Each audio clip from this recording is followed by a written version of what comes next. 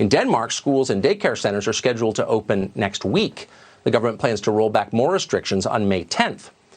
The outbreak in Austria has also been similar in scope to America per capita. There, the government plans to let small stores reopen April 14th, followed by large stores on May 1st, and then potentially restaurants and schools in the middle of May. So that's what they're doing. We're not doing that here.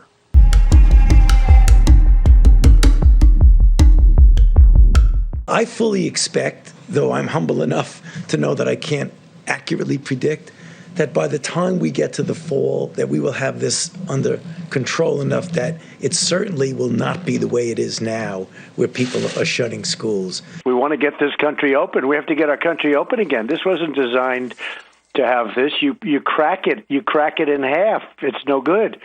And we'll be open again much sooner rather than later.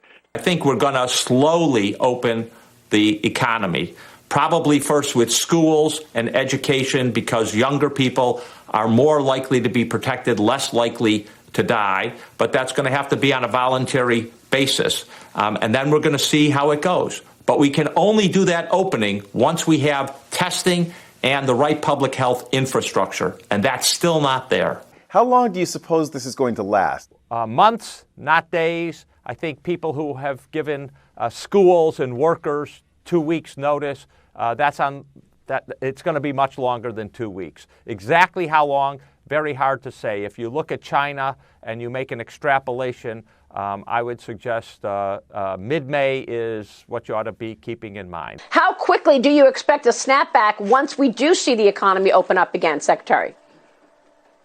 Maria, I think certain parts of the economy you're going to see come back immediately. Certain things are going to take a little bit longer. But I have every expectation that we will kill this virus soon. And when we do that, you're going to see a very big bounce back. How do communities start eventually opening back up? When will they know it is safe? New York Governor Andrew Cuomo, he started talking about that today, and he had one very clear answer. It's going to come down to how good we are with testing. You're not going to end the infection and end the virus before you start restarting life. The president has said he is open to putting together a second task force of business leaders and economists to figure out how to reboot the American economy once restrictions are lifted. He did talk about a few weeks ago possibly a tiered system of opening the economy back up, perhaps in regions that are not high risk, restrictions on age, or letting people who don't work in large groups coming back into work. But yesterday he knocked that down, saying, nope, restrictions will stay in place until April 30th.